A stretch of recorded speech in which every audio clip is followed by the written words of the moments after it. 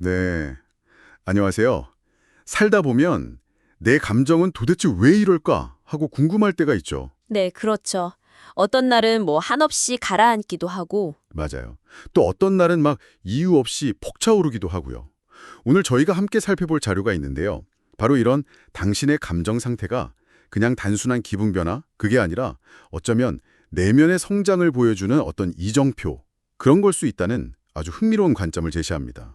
네, 보내주신 그 자료, 감정의 수직 분석, 심리적 성장의 과정 말씀이시죠? 네, 맞습니다.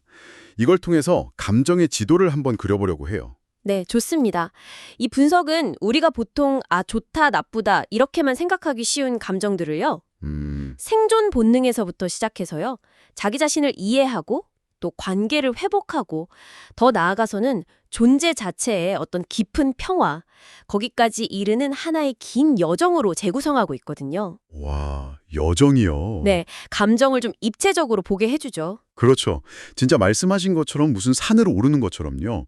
에너지가 좀 낮은 상태에서 시작해서 점점 더 높은 의식 수준으로 나아가는 그런 과정을 보여주는 것 같아요. 맞습니다. 이 자료가 감정을 총 5단계로 나누더라고요. 그래서 각 단계가 우리 내면이나 관계에 어떤 의미가 있는지, 특히 그 부정적인 감정 있잖아요. 거기서 긍정성으로 그리고 더 깊은 이해와 연결로 나아가는 그 길을 좀 안내해 주는 것 같습니다. 네. 그래서 오늘 저희의 목표는 이 감정 지도를 함께 한번 쫙 펼쳐보면서요. 당신의 현재 감정 상태를 좀 더 깊이 이해하고 또 어쩌면 앞으로 나아갈 심리적 성장의 경로랄까요? 그걸 함께 탐색해보는 겁니다. 와, 좋습니다. 준비되셨나요? 네. 좋습니다. 그럼 첫 번째 단계부터 차근차근 한번 들여다보죠. 자료에서는 이 단계를 에너지 소모의 감정이라고 부르더라고요. 그리고 부제로 생존 중심 단계. 이름만 들어도 좀 무겁네요. 네, 맞습니다. 이름 그대로예요. 이 단계는 자신을 좀 근본적으로 부정하거나 아니면 외부 세계를 위협으로 인식하면서 그야말로 생존 자체의 에너지가 막 집중되는 그런 상태입니다. 생존해요. 네. 그러다 보니까 심리적으로 굉장히 지치고 고갈되기 쉬운 시기죠. 대표적인 감정으로는 뭐 수치심, 죄책감, 무기력, 슬픔, 두려움 이런 것들이 있습니다. 여기서 수치심이 가장 좀 근원적인 감정으로 설명이 되네요. 나는 뭔가 근본적으로 잘못된 존재다. 이런 느낌. 와, 정말 강력한 자기 부정이군요. 그렇죠. 뿌리 깊은 자기 부정이죠. 죄책감은 그거랑 조금 다르게 내가 잘못된 행동을 했다. 여기에 좀 더 가깝고요. 네, 행동에 초점이 맞춰지죠. 이야, 듣기만 해도 에너지가 그냥 쭉 빠지는 기분인데요. 이 단계에 좀 오래 머무르면 어떤 영향을 미칠까요? 아무래도 그렇죠. 수치심은 자꾸 자신을 숨게 만들고요. 죄책감은 실질적인 변화보다는 그냥 스스로를 벌하는데 머무르게 할 가능성이 높아요. 변화가 아니라 처벌. 네. 무기력은 뭐 말 그대로 아무것도 할 수 없다는 체념에 빠지게 만들고요. 슬픔은 물론 상실을 애도하는 자연스러운 과정이긴 한데 여기에 너무 잠식되면 앞으로 나가기가 좀 어렵죠. 그렇죠. 두려움은 또 미래에 대한 불안으로 우리를 그냥 그 자리에 얼어붙게 만들기도 하고요. 그런데 아까 그 자료 보니까 두려움이 현재 상태를 벗어나게 하는 어떤 경계선 역할도 한다. 이런 언급도 있었던 것 같은데요. 는 우리를 보호하려는 생존 본능하고 연결되어 있다는 겁니다. 생존 본능. 네, 위험을 감지하고 피하게 하려는 거죠, 본능적으로. 그런데 이 반응이 만성화되거나 현재 상황에 맞지 않게 너무 과도하게 작동하면 오히려 성장을 턱 가로막는 아주 견고한 벽이 될 수도 있다는 거예요. 생존 본능이 오히려 벽이 된다. 그렇죠. 스스로 만든 감옥에 갇히는 셈이죠. 이야, 정말 흥미로운 지적인데요. 그럼 이 벽을 좀 넘어서기 시작하는 지점, 그게 다음 단계인 전환의 감정 단계겠군요. 자기 회복 중심이라고 하던데 여기서부터 분위기가 좀 갈라지는 것 같습니다. 네, 정확합니다. 드디어 에너지가 이제 안이 아니라 바깥, 외부로 향하면서 긍정의 싹이 트기 시작하는 아주 중요한 전환점이에요. 전환점. 네, 수동적인 상태에서 벗어나서 뭔가를 원하고 또 주장하고 시도하려는 그런 움직임이 나타나는 거죠.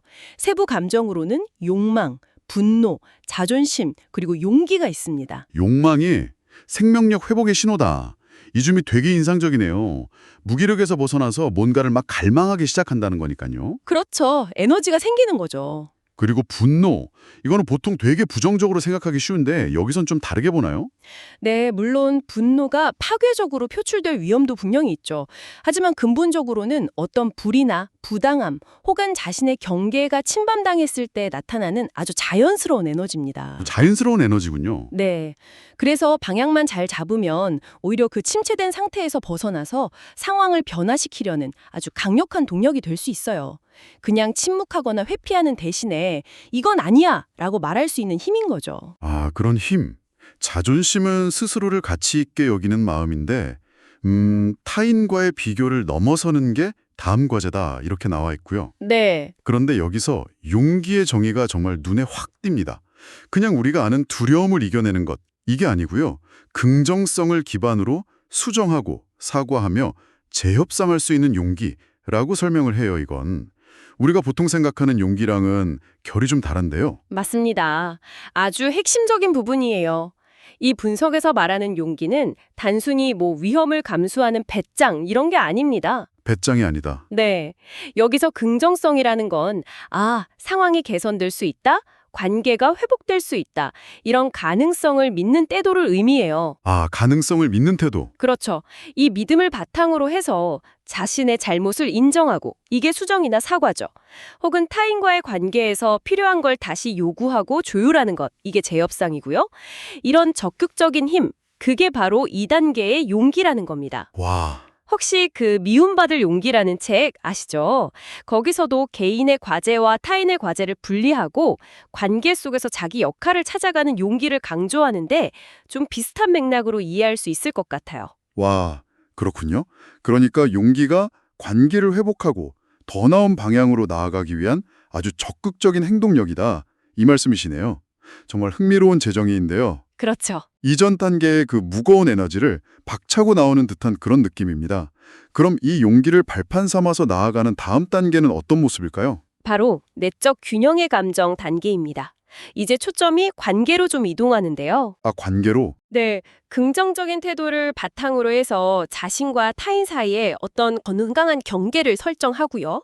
또 감정적인 반응과 이성적인 판단 사이에서 균형을 찾아가는 시기입니다.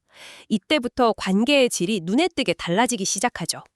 관계의 질이 달라진다. 세부 감정으로는 중용, 자발, 수용 이렇게 세 가지가 있네요. 중용, 이건 어떤 의미일까요? 그냥 중간을 지킨다 이런 뜻은 아닐 것 같은데요. 네, 여기서 말하는 중용은 감정에 확 휩쓸리지 않고 상황을 좀 객관적으로 보면서 동시에 나와 타인의 필요와 감정을 모두 존중하는 그런 균형 잡힌 태도를 의미합니다. 아, 균형 잡힌 태도? 네, 예를 들면 누군가에게 화가 나더라도 그 감정에 완전히 압도되지 않고요. 자신의 감정을 딱 인식하면서도 상대방의 입장도 고려하면서 좀 건설적으로 소통할 수 있는 상태, 그런 거죠. 마치 폭풍우 속에서도 배의 균형을 잡는 선장처럼요. 네. 아주 좋은 비유입니다. 딱 그런 느낌이죠. 감정의 파도에 휩쓸리지 않고 중심을 잡는 거요. 그렇군요. 그럼 자발은 어떤가요? 내면의 자발성이라고 표현되어 있는데 조금 더 설명해 주실 수 있을까요? 네. 자발은요, 긍정성에 기반한 공감 능력이 발달하면서 자연스럽게 우러나오는 마음입니다. 자연스럽게요? 네. 타인의 감정을 느끼고 이해하는 감수성이 깊어지면서 억지로나 의무감이 아니라 정말 진심으로 돕고 싶고 함께하고 싶은 마음이 드는 거죠. 아, 예를 들면 친구가 힘들어할 때 막 계산 없이 먼저 다가가서 손 내밀고 싶은 그런 마음 같은 거 있잖아요. 그렇군요. 진심에서 우러나오는 행동이네요. 마지막으로 수용인데요. 이 개념이 특히 중요하다고 강조되어 있어요. 할 수 있는 최선을 다한 후에 결과를 받아들이는 내려놓음이다. 이게 그냥 포기하거나 체념하는 거랑은 어떻게 다른 건가요? 되게 궁금하네요. 이거 정말 중요한 질문입니다. 체념은 아까 1단계 무기력 단계에서처럼 어차피 안 될 거야 이러면서 시도조차 안 하는 그런 수동적인 상태에 가깝죠. 그렇죠. 반면에 여기서 말하는 수용은 달라요. 2단계의 용기를 내서 할 수 있는 노력을 다하고 또 3단계의 중용을 지키면서 관계를 조율하는 등 아주 적극적인 과정을 거친 후에야 오는 겁니다. 그럼에도 불구하고 내가 통제할 수 없는 어떤 결과나 현실을 있는 그대로 받아들이는 이건 굉장히 능동적인 태도예요. 능동적인 태도요? 네, 나는 최선을 다했고 이제 이 결과를 기꺼이 끌어안겠다는 그런 성숙한 마음인 거죠. 포기랑은 완전히 다릅니다. 그렇군요. 최선을 다했기 때문에 비로소 받아들일 수 있는 어떤 평온함 같은 거네요. 와, 관계에서 정말 중요한 지혜인 것 같습니다. 맞습니다. 자, 이제 감정을 넘어서 이성적인 영역으로 나아가는 4단계입니다. 이성적 통합의 감정, 부제는 전문성 중심이라고 되어 있는데 이건 어떤 단계인가요? 네, 2단계는 감정적 성숙을 토대로 인간의 지성적 능력이 아주 깊어지는 시기를 나타냅니다. 지성적 능력. 네, 세상을 좀 더 객관적으로 파악하고 깊이 있는 사유와 전문성을 통해서 문제를 해결하고 또 새로운 가치를 창출하는 그런 능력이 발현되는 단계라고 할 수 있죠. 오, 여기서는 이성과 이해라는 두 가지 키워드가 나오네요. 이성은 객관적 이해력, 그러니까 전문 기술이나 학문적 사고를 통해서 세상을 논리적으로 파악하는 능력이라고 하고요. 맞습니다. 감정의 필터를 좀 걷어내고 현상이나 정보를 있는 그대로 분석하고 이해하려는 그런 노력이에요. 예를 들면 과학적 방법론, 철학적 사유, 아니면 심리학적 분석 틀 같은 것들이 다 여기에 해당되겠죠. 그렇군요. 그럼 이해는요? 이성으로 아는 거랑은 좀 다른 차원인가요? 여기 설명 보니까 반복적인 훈련과 통합을 거쳐 창조성이 발현되는 상태라고 되어 있어서요. 단순한 지식 습득 이상인 것 같은 느낌이 드는데요. 네, 정확히 보셨습니다. 이해는요, 이성을 통해서 얻은 지식이나 기술이 단순히 머리에만 머무는 게 아니에요. 아, 머리에만 있는 게 아니다. 네, 반복적인 실천과 깊은 성찰을 통해서 그 지식이 자신의 삶과 경험에 완전히 통합되는 겁니다. 그래서 새로운 통찰이나 어떤 창조적인 결과물로 이어지는 상태, 그걸 의미해요. 와, 통합. 아까 피아노 비유 잠깐 하셨는데 딱 그거죠. 피아노 연주법, 이성을 배우는 걸 넘어서 그 기술을 완전히 내 것으로 체화해서 자신만의 감정을 담아서 아름다운 연주, 이해를 해내는 것처럼요. 아, 지식이 살아 움직이면서 생명력을 얻는 단계, 그렇게 말할 수 있겠네요. 그 비유가 정말 확 와닿네요. 지식이 내 안에서 막 소화되고 새로운 가치를 만들어내는 그런 경지군요. 와, 정말 멋진 단계입니다. 그렇죠. 깊이가 있죠. 자, 이제 드디어 마지막 5단계입니다. 초월의 감정, 존재 중심이라고 하는데 이건 어떤 상태를 말하는 걸까요? 네, 이 단계는요, 앞선 모든 단계들, 그러니까 1단계부터 4단계까지의 그 성장과 노력이 충분히 무르익었을 때 아주 자연스럽게 드러나는 깊은 내면의 상태들을 의미합니다. 자연스럽게요? 네. 그래서 중요한 건 이게 어떤 노력을 통해서 억지로 막 성취해야 하는 목표다기보다는 그 여정의 결과로서 우리에게 찾아오는 선물에 가깝다는 점이에요. 아, 여정의 선물. 세부 감정으로는 사랑, 기쁨, 평화가 있네요. 이야, 듣기만 해도 정말 궁극적인 느낌인데요. 사랑은 자기 자신과 타인을 조건 없이 존중하고 포용하는 마음이라고 하고요. 네. 이전 단계들에서 얻은 깊은 자기 이해와 타인에 대한 공감, 이게 바탕이 된 거죠. 그래서 어떤 판단이나 기대를 넘어서는 순수한 연결의 상태라고 볼 수 있습니다. 순수한 연결. 기쁨은 외부 상황이나 성취 여부 이런 거랑 관계없이요. 그냥 살아있음 그 자체, 존재 자체에서 느껴지는 깊고 잔잔한 충만감이고요. 아, 충만감. 평화는 내면의 어떤 갈등이나 분열이 사라지고 세상과 내가 조화롭게 연결되어 있다고 느끼는 그런 고요하고 안정된 상태를 의미합니다. 이 단계의 감정들은 정말 많은 사람들이 마음속 깊이 갈망하는 그런 상태가 아닐까 싶어요. 네, 그렇죠. 그런데 이게 정말 현실에서 경험 가능한 상태일까요? 약간 너무 이상적으로 들리기도 하는데요. 물론이죠. 이 상태에 영구히 머무는 사람은 거의 없을 겁니다. 그럼 맞아요. 하지만 중요한 것은 이 분석이 말하는 바가 뭐냐면요. 이런 사랑, 기쁨, 평화가 무슨 신비로운 경지나 아주 특별한 사람에게만 주어지는 게 아니라는 거예요. 아, 그런 게 아니다. 네. 앞선 단계들, 그러니까 자신의 그 어두운 그림자를 기꺼이 끌어안고 1단계 극복, 또 관계 속에서 용기를 내서 소통하고 2, 3단계, 세상을 깊이 이해하려고 노력하는 4단계, 그 치열한 성장의 과정을 충실히 밟아 나갈 때 우리 안에서 자연스럽게 피어날 수 있는 인간 본연의 가능성이라는 점입니다. 인간 본연의 가능성. 네. 인위적으로 만들 수는 없지만 성장의 여정 끝에서 만날 수 있는 것, 그렇게 이해하시면 좋을 것 같아요. 성장의 결과로서 자연스럽게 찾아오는 상태. 그렇게 생각하니까 조금 더 가깝게 느껴지는 것 같기도 하네요. 자, 그럼 지금까지 저희가 살펴본 이 감정의 여정, 다시 한번 쭉 정리해 볼까요? 네, 좋습니다. 이 분석 모델에 따르면 우리의 감정 여정은 첫 번째로 수치심, 죄책감, 무기력, 슬픔, 두려움과 같은 생존 중심의 에너지 소모 단계에서 시작합니다. 네, 1단계. 그리고 욕망, 분노, 자존심, 그리고 특히 그 용기를 통해서 변화의 에너지를 얻는 전환 단계를 거치죠. 이게 2단계고요. 전환 단계, 네. 이후 중용, 자발, 수용을 통해서 내면과 관계의 균형을 찾아가는 내적 균형 단계로 나아가고요. 3단계죠. 내적 균형. 그리고 이성, 이해를 통해서 지성적 성숙을 이루는 이성적 통합 단계를 거칩니다. 4단계. 통합 단계. 네.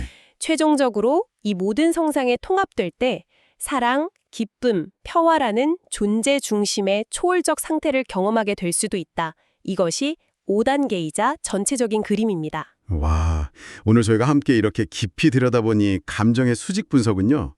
당신이 느끼는 그 감정들이 단순한 기분의 오르내림이 아니라 당신의 내면이 성장하고 또 성숙해가는 과정을 보여주는 아주 소중한 신호일 수 있다. 이 점을 알려주는 것 같습니다. 그렇죠. 신호죠.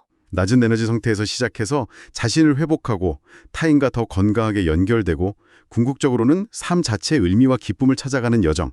야, 정말 생각할 거리를 많이 던져주는 분석이었어요. 네, 맞습니다. 이 지도를 통해서 자신의 현재 위치를 한번 가늠해보고 또 때로는 정말 힘들게 느껴지는 그런 감정조차도 다음 단계로 나아가기 위한 과정의 일부다. 이렇게 이해할 때 우리는 좀 더 너그러운 시선으로 자기 자신을 바라볼 수 있게 되는 것 같아요. 그렇죠.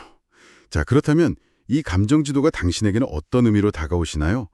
오늘 저희가 나눈 이야기를 바탕으로 당신은 지금 이 여정에 어디쯤에 서 있다고 느끼시는지요? 그리고 이 단계를 이해하는 것이 당신이 현재 겪고 있는 어떤 관계의 어려움이나 개인적인 성장의 과제를 헤쳐나가는데 혹시 어떤 실마리를 줄 수 있을까요? 네, 잠시 시간을 내서 당신의 내면을 한번 찬찬히 들여다보시면 좋겠습니다. 특히 오늘 이야기 나눈 개념 중에서요, 그 수용이라는 게 단순한 포기가 아니라 최선을 다한 후에 내려놓음이라는 점 기억나시죠? 네, 기억납니다. 그리고 용기가 그냥 두려움 없음이 아니라 관계를 회복하고 개선하기 위한 구체적인 행동, 그러니까 수정하고 사과하고 재협상하는 힘이라는 점을 다시 한번 떠올려 보시면 어떨까 싶습니다. 네, 바로 그 지점에서 오늘의 마지막 질문을 드리고 싶습니다. 어쩌면 조금 불편하거나 망설여질 수도 있을 것 같아요. 하지만 오늘 당신의 삶에서 내적 균형이나 더 깊은 이해를 향해 나아가기 위해서요. 이 용기를 내어서 한번 시도해 볼 수 있는 아주 작은 행동 하나는 무엇일까요? 작은 행동. 네, 어쩌면 그동안 좀 미뤄왔던 사과일 수도 있고요. 아니면 솔직한 마음을 전하는 어떤 대화일 수도 있겠죠. 혹은 뭐 자기 자신과의 약속을 새롭게 다짐하는 것일 수도 있고요. 네, 모두 좋겠네요. 그 작은 한 걸음이 당신의 성장 여정에 어떤 변화를 가져올지 이 질문을 한번 가슴에 품고 생각해보는 시간을 가져보시길 바랍니다. 당신의 여정을 저희가 항상 응원합니다.